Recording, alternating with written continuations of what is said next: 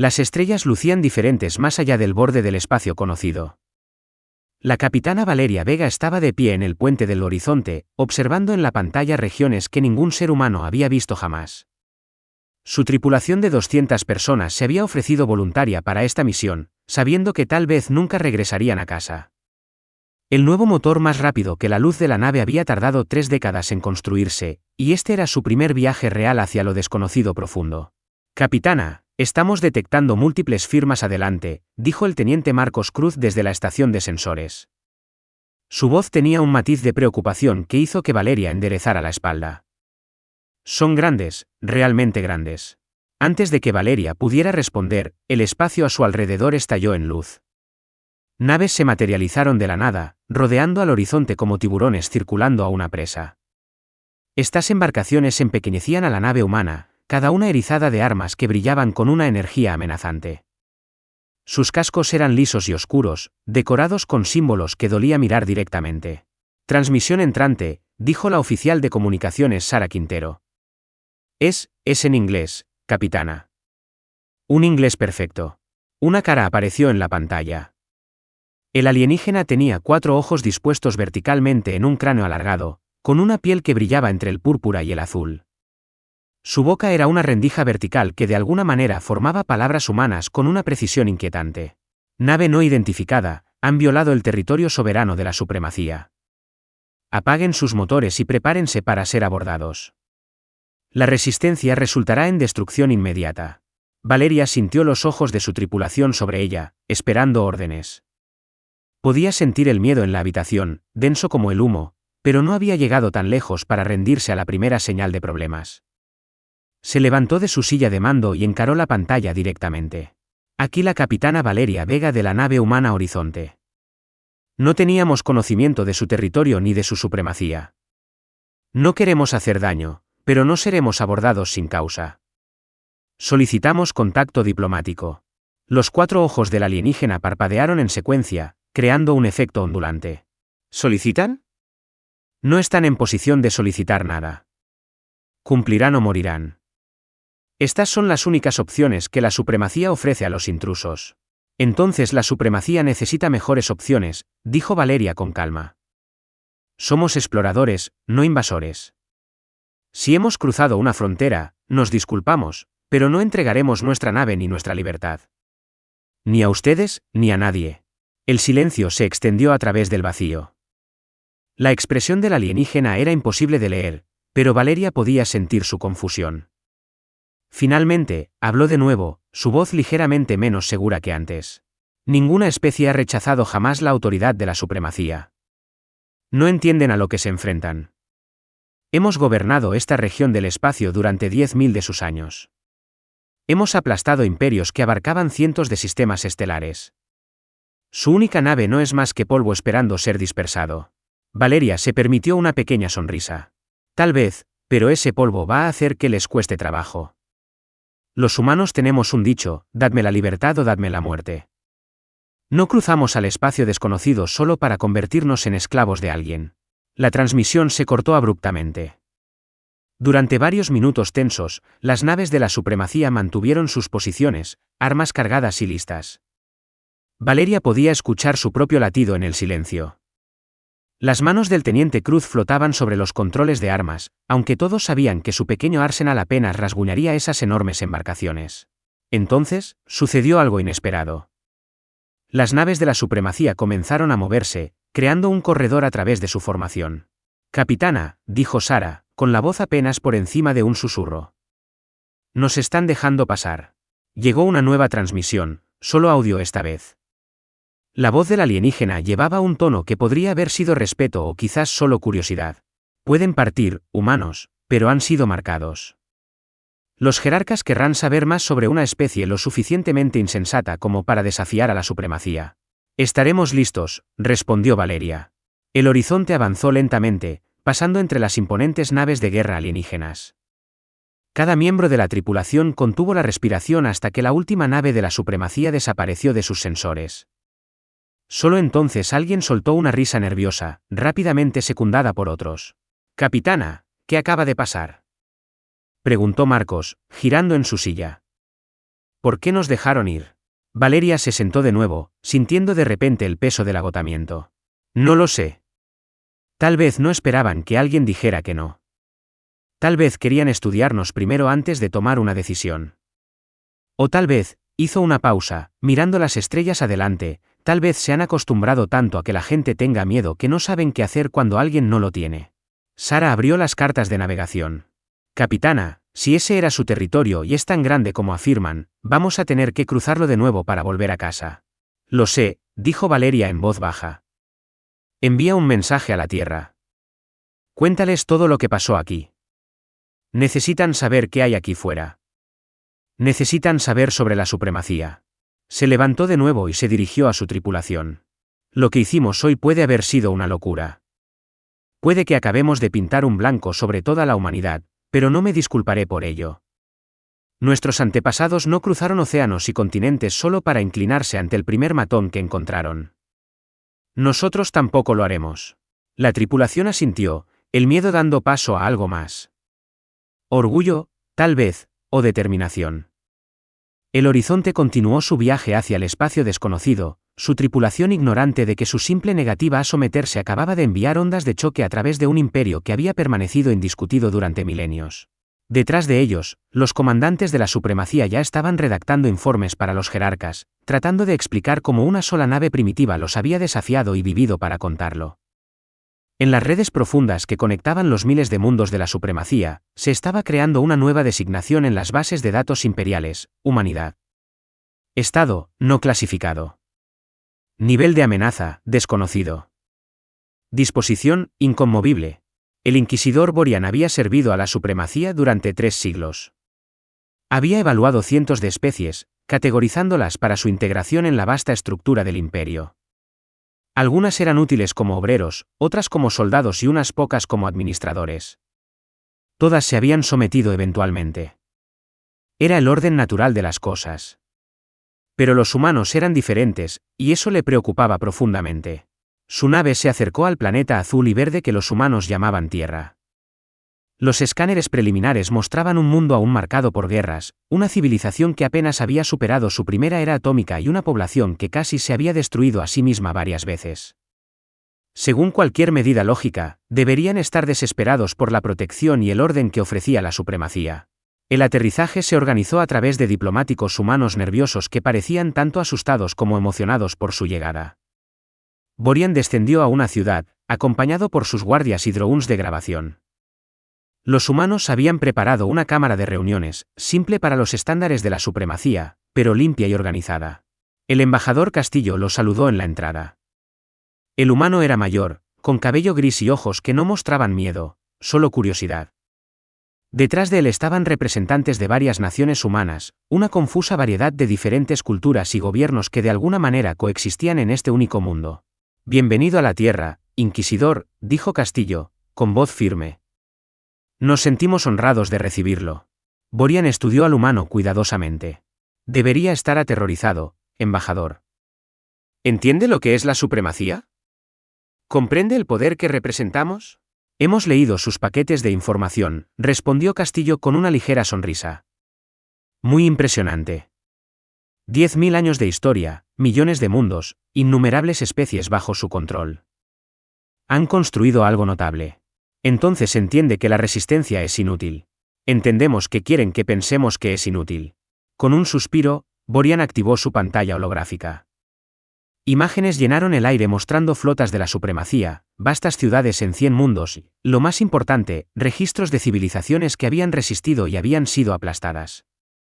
Había mostrado esta presentación innumerables veces antes. Siempre funcionaba. No, esto es lo que espera a aquellos que nos desafían, explicó Borian, mostrando imágenes de bombardeos orbitales y mundos ocupados. No deseamos hacerles daño. Pero lo haremos, si es necesario. Sométense ahora, intégrense en la supremacía pacíficamente, y su especie podrá prosperar bajo nuestra guía. Los diplomáticos humanos vieron la presentación en silencio. Algunos parecían perturbados por las imágenes de destrucción, pero ninguno parecía derrotado. Cuando terminó la proyección, Castillo se levantó y se acercó al proyector holográfico. ¿Me permite?, preguntó. Borian hizo un gesto de permiso, curioso por lo que haría el humano. Castillo activó su propio dispositivo y aparecieron nuevas imágenes. La historia humana se desarrolló en el aire, guerras, revoluciones, desastres, tanto naturales como autoinfligidos. Imágenes de humanos luchando contra probabilidades imposibles, perdiendo batallas pero continuando la resistencia. Historias de pequeñas naciones desafiando imperios, de esclavos levantándose contra amos, de personas eligiendo la muerte sobre la sumisión una y otra vez a lo largo de su violenta historia. Esto es lo que somos, dijo Castillo en voz baja. Hemos sido conquistados antes, Inquisidor. Por nuestra propia gente, por nuestros propios gobiernos, por nuestros propios miedos. Y cada vez, eventualmente, nos hemos liberado. A veces tomó años, a veces generaciones, pero siempre nos liberamos. Borian sintió algo desconocido arrastrándose por su mente. Incertidumbre. Están siendo irracionales. Les estamos ofreciendo supervivencia. No, corrigió Castillo. Nos ofrecen una prisión cómoda, y a los humanos no les va bien en las prisiones, no importa cuán cómodas sean. Otra humana se levantó, una mujer más joven que se identificó como la doctora Lucía Méndez, historiadora. Inquisidor, permítame preguntarle algo. En todos sus miles de años de historia, ¿cuántas especies se han ofrecido voluntarias para unirse a la supremacía sin ser amenazadas primero? Borian hizo una pausa. La pregunta era inesperada. La fuerza de la supremacía es precisamente por lo que las especies se unen. Ven nuestro poder y toman la elección lógica. Así que ninguna, dijo la doctora Méndez. Ninguna se ha unido voluntariamente. Todas se han sometido por miedo. ¿No lo ve? No han construido un imperio. Han construido una cárcel que abarca las estrellas. Y ustedes son los guardias. Proporcionamos orden, insistió Borian, pero su voz llevaba menos convicción que antes. Prevenimos el caos. Previenen la libertad, respondió Castillo. Y esa es la única cosa que los humanos valoran más que la seguridad, más que la comodidad, a veces incluso más que la vida misma. Borian pasó 3 semanas en la Tierra, visitando diferentes ciudades y culturas. Vio a humanos discutir apasionadamente entre ellos sobre todo, pero de alguna manera trabajar juntos cuando era necesario. Vio su arte lleno de temas de rebelión y resistencia. Escuchó su música, sus historias, sus sueños. Todo celebraba al individuo contra el colectivo, al desvalido contra el poderoso, al débil enfrentándose al fuerte. Entrevistó a soldados que explicaron que preferirían morir antes que rendirse. Maestros que dijeron que preferirían ser destruidos antes que dejar de hacer preguntas. Niños que soñaban con explorar las estrellas como personas libres, no como súbditos de algún imperio distante. En su reunión final con el embajador Castillo, Borian sintió el peso de lo que había aprendido. Van a hacer esto difícil, dijo. No fue una pregunta. No es nuestra intención, respondió Castillo. Simplemente no podemos ser lo que ustedes quieren que seamos. No podemos dejar de ser humanos solo porque sería más fácil para todos. Los jerarcas no aceptarán esto. Los verán como una amenaza. Entonces tendrán que tratar con nosotros como una amenaza, dijo Castillo. No pedimos conocer a la supremacía. No pedimos que nos dieran esta opción. Pero ahora que la tenemos, vamos a elegir la libertad cada vez. Siempre. Borian regresó a su nave y preparó su informe. Había evaluado muchas especies, pero nunca había archivado uno como este. Su conclusión fue simple y aterradora. La humanidad no podía ser conquistada por medios tradicionales. El miedo no los motivaba de la manera en que lo hacía con otras especies. Las amenazas no quebraban su espíritu, sino que lo endurecían. Habían evolucionado en un mundo hostil, luchando entre ellos durante miles de años, y eso los había hecho psicológicamente resistentes a la dominación. Añadió una nota final a su informe: recomiendo cuarentena inmediata del espacio humano. No participar a menos que sea absolutamente necesario. Esta especie no entiende cómo someterse y no aprenderá. Son, en el sentido más verdadero de la palabra, inconquistables. Mientras su nave dejaba la órbita de la Tierra, Borian miró hacia atrás al planeta azul y sintió algo que no había experimentado en siglos. No miedo, exactamente, pero quizás respeto y una profunda preocupación por lo que sucedería cuando los jerarcas leyeran su informe y decidieran que los humanos eran demasiado peligrosos para dejarlos libres. Los humanos habían cruzado al territorio de la supremacía y permanecieron inquebrantables. Ahora la pregunta era si la supremacía misma podría permanecer inquebrantable ante ellos. Los jerarcas se reunieron en su antigua cámara en el mundo capital de Zenith. Los 7 seres más ancianos de la supremacía, cada uno representando una especie fundadora, se sentaron en sus posiciones designadas y revisaron el informe del inquisidor Borian en silencio. Finalmente, el jerarca Vexor, el mayor de todos, habló. Esto es inaceptable. Una especie primitiva rechaza nuestra autoridad y no hacemos nada. Borian recomienda cuarentena, dijo la jerarca Mael, su cuerpo cristalino repicando suavemente. La sabiduría reside en mantener el orden. Vexor replicó, si permitimos que los humanos nos desafíen, ¿qué mensaje envía eso a nuestras especies vasallas? ¿Cuánto tiempo pasará antes de que la rebelión se extienda? Se llamó a votación. 5-2, se tomó la decisión. La supremacía demostraría su poder con una acción militar limitada. Una flota de batalla atacaría las colonias humanas en los sistemas exteriores, forzando una rendición rápida. Sería quirúrgico, preciso y abrumador. Los humanos aprenderían su lugar.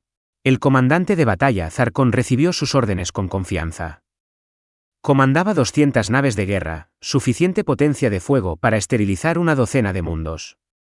Su objetivo eran las colonias mineras humanas en los asteroides más allá de su cuarto planeta. Los colonos allí sumaban solo unos pocos miles. Se rendirían inmediatamente cuando vieran llegar la flota. Las colonias humanas eran cosas rudimentarias. Asteroides ahuecados y estaciones prefabricadas conectadas por tubos delgados. Los sensores de Zarkon detectaron menos de 50 naves espaciales pequeñas, en su mayoría naves mineras y cargueros. Ninguna presencia militar en absoluto. Esto terminaría en horas. Abrió un canal de comunicación con la estación más grande. Aquí el comandante de batalla Zarkon de la flota de la supremacía. Se les ordena apagar todos los sistemas y prepararse para ser ocupados.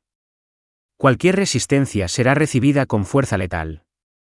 Tienen una hora estándar para cumplir. La respuesta provino de una mujer que se identificó como la administradora de la colonia, Rita Juárez. Apareció en la pantalla con un uniforme de trabajo simple, flotando en gravedad cero. Su cara estaba manchada de grasa y su cabello estaba recogido en un nudo práctico. Comandante, solo somos mineros aquí. No tenemos armas, pero tampoco nos rendiremos. Si quieren estas colonias, tendrán que tomarlas. Zarkon estaba desconcertado. No tienen armas ni defensas. No pueden resistir. Obsérvennos, dijo Rita, y cortó la transmisión. Lo que siguió fue el caos. Las naves mineras, supuestamente desarmadas, lanzaron repentinamente nubes de escombros y contenedores de mineral a alta velocidad hacia la flota de la supremacía. Las naves de Zarkon los destruyeron fácilmente, pero la metralla creó interferencia en los sensores. Luego, los cargueros se lanzaron hacia la flota, no disparando armas, sino simplemente acelerando a velocidad de embestida.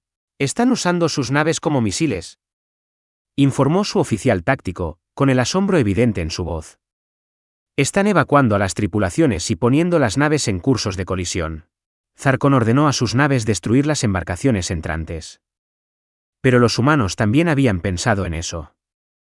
Los cargueros estaban llenos de explosivos mineros volátiles que detonaban al ser golpeados, creando aún más escombros e interferencias. En la confusión, pequeñas cápsulas de escape se lanzaban desde las colonias, dispersándose en todas direcciones.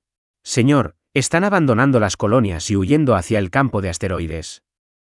«¿Deberíamos perseguirlos?» «No», dijo Zarkon. «Déjenlos correr. Ocuparemos las colonias como se ordenó».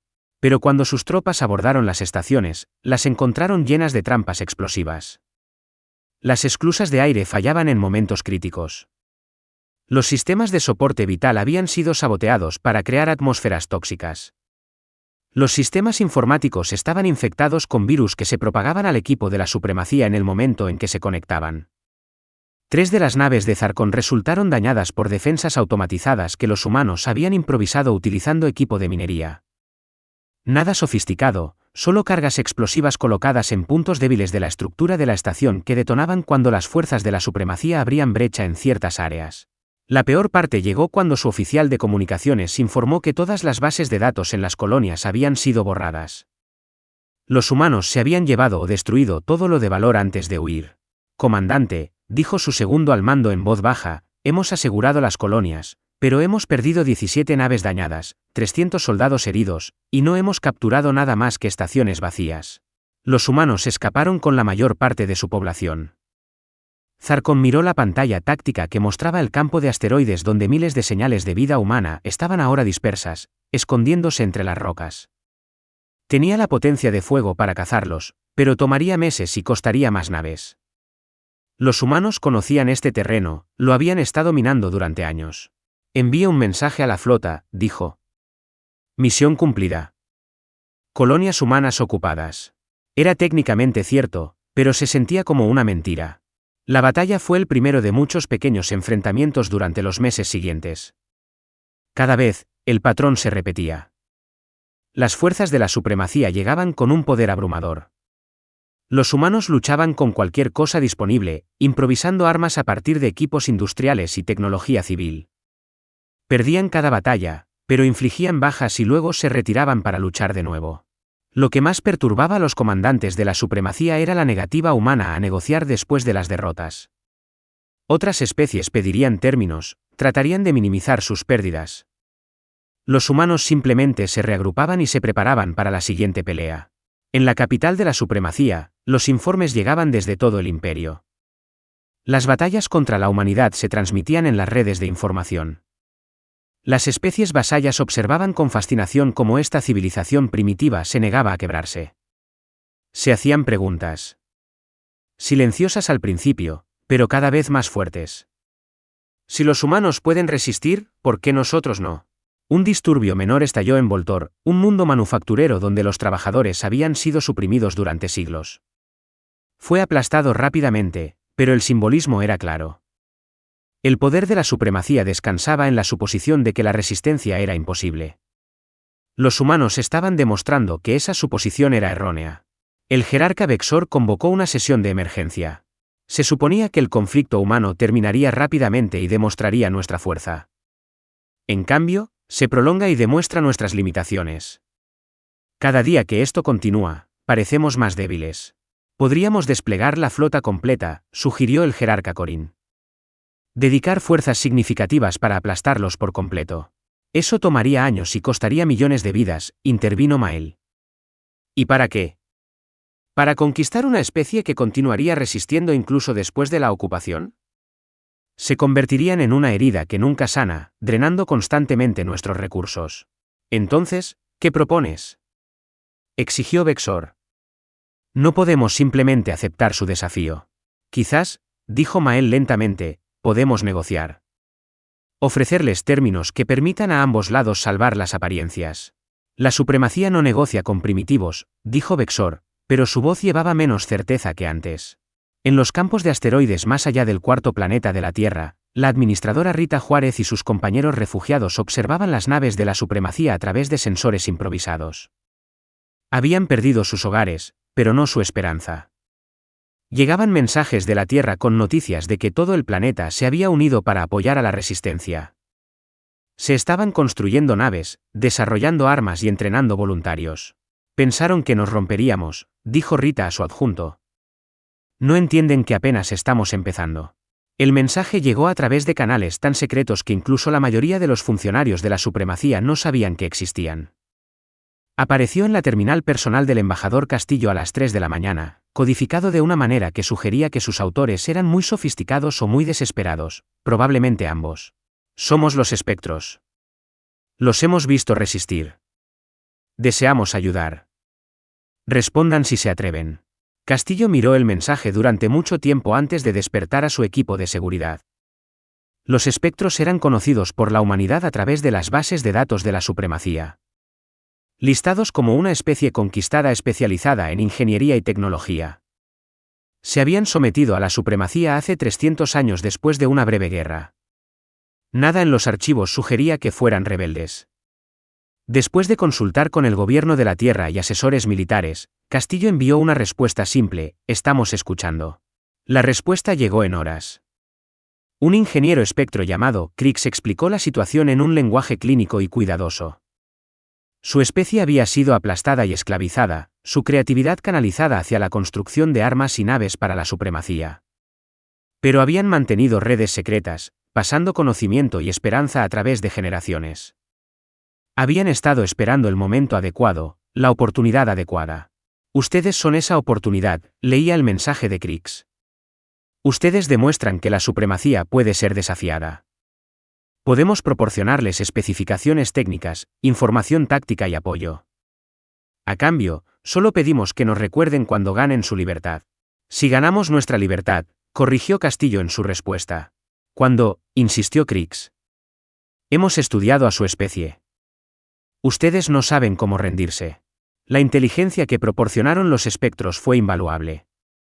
Puntos débiles en los diseños de las naves de la supremacía, puertas traseras en sus sistemas informáticos, información sobre política interna y rivalidades. Pero más que eso, la asociación representaba algo peligroso para la supremacía, prueba de que la cooperación entre especies podía ocurrir sin fuerza. Mientras tanto, los diplomáticos humanos estaban explotando otra debilidad en la estructura de la supremacía. El imperio se mantenía unido por un elaborado marco legal, miles de años de tratados y protocolos. Nunca se les había ocurrido a los jerarcas que alguien realmente desafiaría estos sistemas desde dentro. Un joven abogado llamado David Parra comenzó a presentar mociones ante los tribunales de la supremacía exigiendo audiencias sobre la legalidad del conflicto. Citó cláusulas oscuras sobre la notificación adecuada de los límites territoriales, requisitos para el proceso diplomático antes de la acción militar y derechos de las especies no contactadas bajo la ley de la supremacía. La mayoría de sus argumentos fueron desestimados, pero algunos no. Cada victoria legal, por pequeña que fuera, creaba retrasos y complicaciones. Estás usando su propia burocracia contra ellos, dijo el embajador Castillo con admiración durante una llamada segura. ¿Cuánto tiempo puedes mantener esto? Años si es necesario, respondió David. La supremacía construyó un sistema diseñado para controlar a través de reglas y procedimientos. Nunca imaginaron que alguien realmente usaría esas reglas como armas. El verdadero avance llegó cuando los espectros hicieron contacto con otras especies vasallas, transmitiendo el mensaje de que la resistencia era posible. Una especie llamada los Cormani, que había sido conquistada hace 200 años, comenzó una campaña de resistencia pasiva en sus fábricas. Las cuotas de producción comenzaron a quedarse cortas por pequeños porcentajes, siempre con explicaciones plausibles, fallas en el equipo, problemas en la cadena de suministro, enfermedad de los trabajadores. Los administradores de la supremacía no se dieron cuenta al principio. Los déficits eran diminutos, fácilmente descartables. Pero a través de 100 mundos fábrica, esos porcentajes diminutos sumaban interrupciones significativas. En el frente humano, la almirante Valeria Vega estaba planeando algo audaz. Los espectros habían proporcionado coordenadas para una instalación penitenciaria de la supremacía donde se retenía a disidentes políticos de varias especies. La mayoría eran espectros, arrestados por hablar en contra del imperio o intentar sabotaje. Vega quería liberarlos. Es un suicidio, argumentó su oficial táctico. Esa instalación está custodiada por 50 naves de guerra y protegida por satélites defensivos. No tenemos la potencia de fuego. No necesitamos potencia de fuego, respondió Vega. Necesitamos audacia y mejor información que la que tienen ellos. El plan era una locura. Una pequeña flota humana se acercaría a la instalación penitenciaria abiertamente, transmitiendo un mensaje falso afirmando que eran una misión diplomática, llegando para conversaciones programadas que en realidad no existían. Los espectros habían proporcionado códigos diplomáticos genuinos de la supremacía que pasarían los protocolos de seguridad iniciales. Para cuando el comandante de la instalación se diera cuenta de que algo andaba mal, las naves humanas estarían dentro del perímetro defensivo. ¿Y luego qué? Preguntó su oficial táctico. Luego improvisamos, dijo Vega con una sonrisa sombría. La operación se lanzó 3 semanas después. 6 naves humanas se acercaron a la instalación penitenciaria, transmitiendo sus credenciales falsas. El comandante de la supremacía, un burócrata llamado Palmon, revisó su horario con confusión. No tengo registro de ninguna reunión diplomática, transmitió. Eso es porque sus superiores no querían que se filtraran noticias de las negociaciones, respondió Vega con fluidez, su mentira preparada de antemano. Revise sus órdenes de nuevo.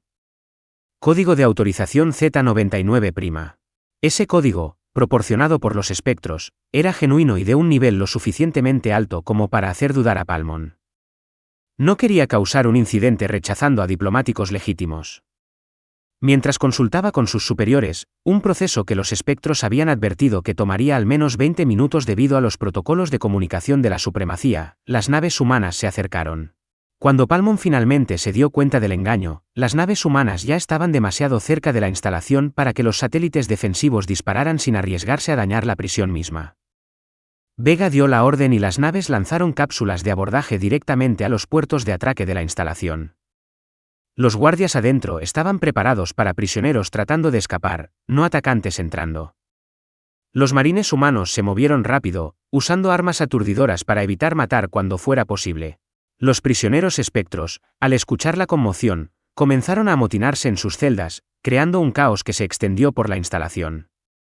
Vega lideró a su equipo al centro de mando y obligó a Palmon a abrir todas las celdas a punta de pistola.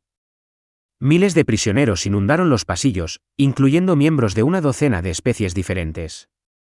Las naves humanas comenzaron a evacuar a todos los que podían llevar. Las naves de guerra de la supremacía finalmente se movieron para atacar, pero eran lentas, temerosas de golpear la instalación penitenciaria. Para cuando se posicionaron, las naves humanas ya estaban quemando combustible a máxima velocidad hacia la frontera, llevando a más de 3,000 prisioneros liberados. La fuga se convirtió en leyenda en cuestión de días. A través del espacio de la supremacía, la historia se extendió por redes clandestinas. Los humanos habían penetrado una instalación segura y liberado prisioneros justo debajo de las narices de 50 naves de guerra. Parecía imposible, pero había sucedido. Más importante aún, los prisioneros liberados incluían disidentes influyentes de una docena de especies. Inmediatamente comenzaron a transmitir sus historias, hablando sobre el coraje humano y la posibilidad de libertad. El mensaje llegó a cada rincón del imperio. En Zenith, los jerarcas celebraron otra sesión de emergencia. Los informes indicaban un creciente malestar en 17 mundos. La producción estaba cayendo en múltiples industrias. Los desafíos legales a la autoridad de la supremacía se estaban extendiendo. Y ahora, los prisioneros liberados se estaban convirtiendo en símbolos de resistencia en todo el imperio.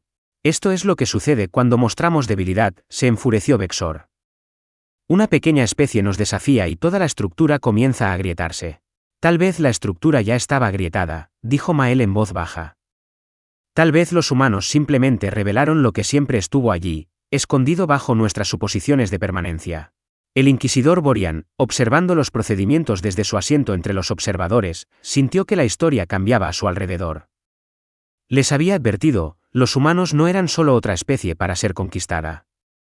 Eran un catalizador, una chispa que revelaba cuánta leña había estado esperando para arder.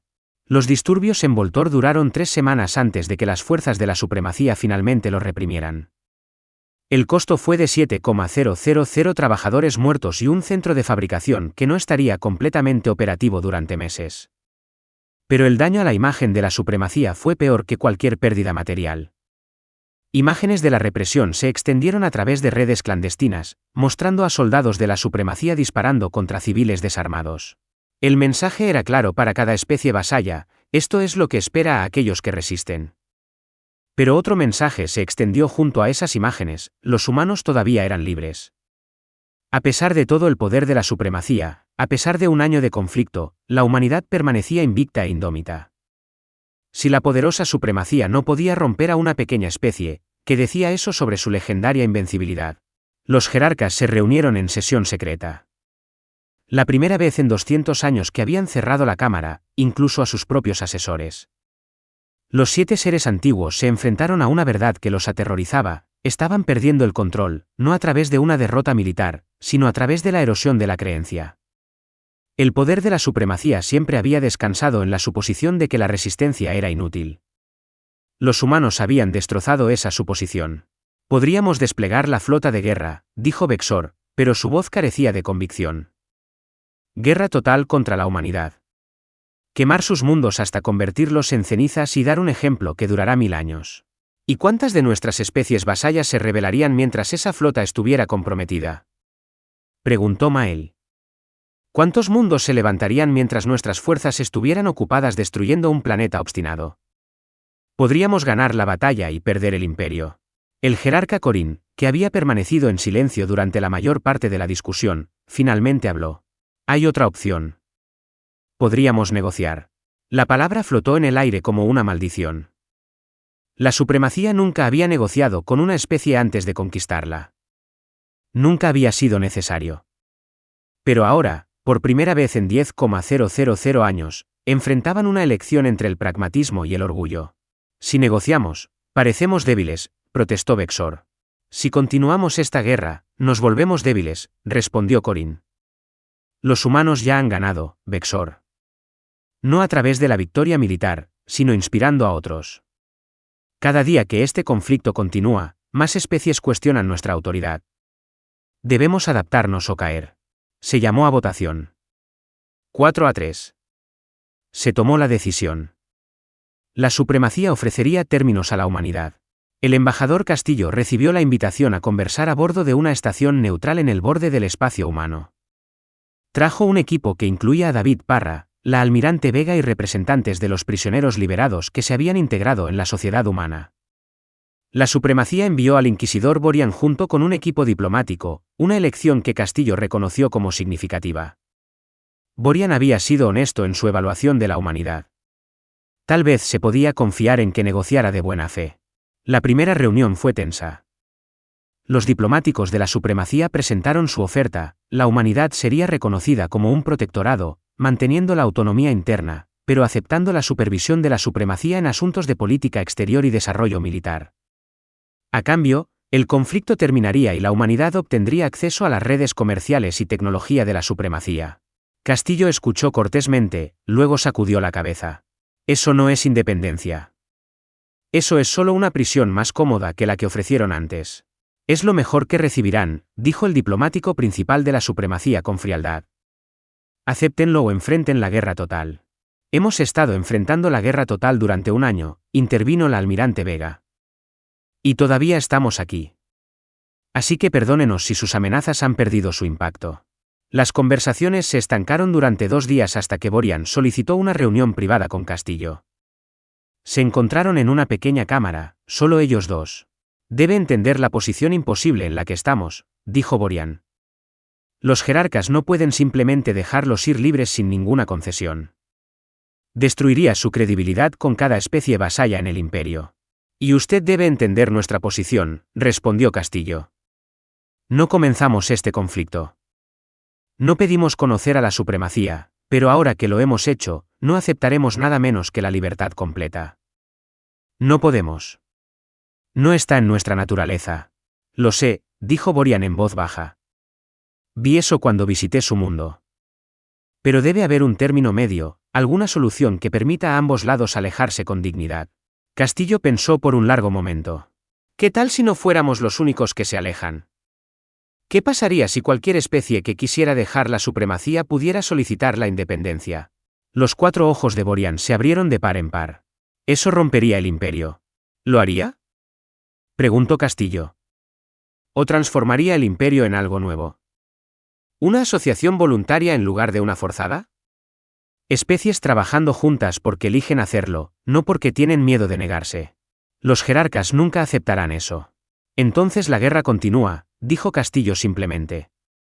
Y cada día que lo hace, más especies cuestionan porque son parte de un imperio que existe solo a través del miedo. Borian regresó a su delegación, y para sorpresa de todos, comenzó a argumentar a favor de la propuesta de Castillo. Tomó otra semana de intenso debate, pero gradualmente los diplomáticos de la supremacía se dieron cuenta de que no tenían mejor opción. Podían otorgar la independencia a la humanidad y enfrentar una inestabilidad limitada, o podían continuar la guerra y arriesgarse a un colapso sistémico a medida que la rebelión se extendía.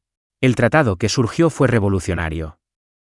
La humanidad sería reconocida como un estado soberano totalmente independiente sin supervisión de la supremacía. A cambio, la humanidad acordó no expandirse agresivamente en el espacio de la supremacía y respetar las fronteras existentes. Pero la disposición clave, la que cambió todo, fue el artículo 7, cualquier especie dentro de la supremacía podría solicitar la independencia, con solicitudes revisadas por un consejo que incluía representantes tanto de la supremacía como de los estados independientes. Esto nos destruirá, dijo Vexor cuando se presentaron los términos a los jerarcas. Esto nos salvará, respondió Mael. La antigua supremacía ya está muriendo, asesinada por su propia rigidez. Esto nos da la oportunidad de construir algo nuevo, algo que realmente podría durar. La votación estuvo más reñida esta vez, 4-3 de nuevo, pero se tomó la decisión. La supremacía firmaría el tratado. La ceremonia de firma tuvo lugar en la misma estación neutral donde habían comenzado las negociaciones. Representantes de docenas de especies asistieron, algunos abiertamente, otros en secreto. Cuando Castillo y Borian colocaron sus marcas en el documento, una ola de vítores estalló entre los observadores. 3 meses después, llegó la primera petición de independencia de los espectros. En un año, 7 especies habían dejado la supremacía pacíficamente, formando una coalición flexible de estados libres. Otros eligieron quedarse, pero ahora como miembros dispuestos en lugar de vasallos conquistados. La supremacía se transformó lentamente, dolorosamente, en algo más cercano a una verdadera federación. El horizonte, reparado y actualizado con tecnología tanto humana como de los espectros, se preparó para otro viaje al espacio profundo.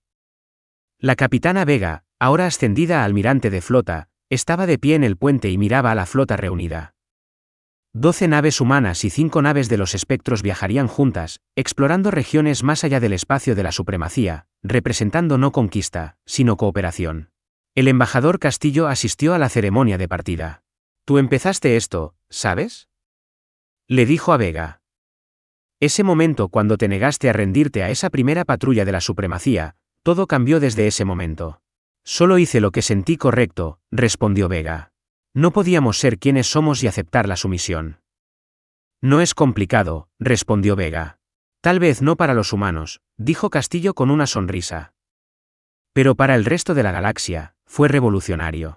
Mientras la flota se preparaba para partir, el inquisidor Borian envió un mensaje final a Vega desde Zenith. «Ha cambiado todo, almirante. La galaxia nunca será la misma. No estoy seguro de si esto es bueno o malo, pero creo que era necesario. Quizás los imperios construidos sobre el miedo siempre estuvieron destinados a caer. Ustedes simplemente aceleraron lo inevitable. Viajen con seguridad, y que encuentren lo que sea que estén buscando en lo desconocido». El horizonte y sus compañeros saltaron a velocidad más rápida que la luz, dejando atrás una galaxia que estaba aprendiendo lenta y dolorosamente lo que la humanidad siempre había sabido, que la libertad, una vez vislumbrada, no puede ser olvidada. Que la dignidad importa más que la seguridad. Que el poder de decir no vale cualquier precio. La supremacía había permanecido durante 10,000 años, aparentemente eterna e inmutable. Entonces los humanos cruzaron a su territorio y permanecieron inquebrantables. Y al negarse a romperse, la humanidad había roto el imperio en su lugar. No a través de la violencia, sino a través de la simple y obstinada insistencia de que algunas cosas importan más que la supervivencia. El futuro era incierto. Quedaban muchos desafíos. Pero la galaxia era más libre de lo que había sido en milenios, y eso era suficiente. Los humanos no habían conquistado a la supremacía a través de la fuerza. La habían destrozado negándose a arrodillarse, y al hacerlo, habían mostrado a todas las demás especies en la galaxia cómo se veía la verdadera fuerza. No el poder de dominar a otros, sino el coraje de mantenerse erguido, inquebrantable y libre.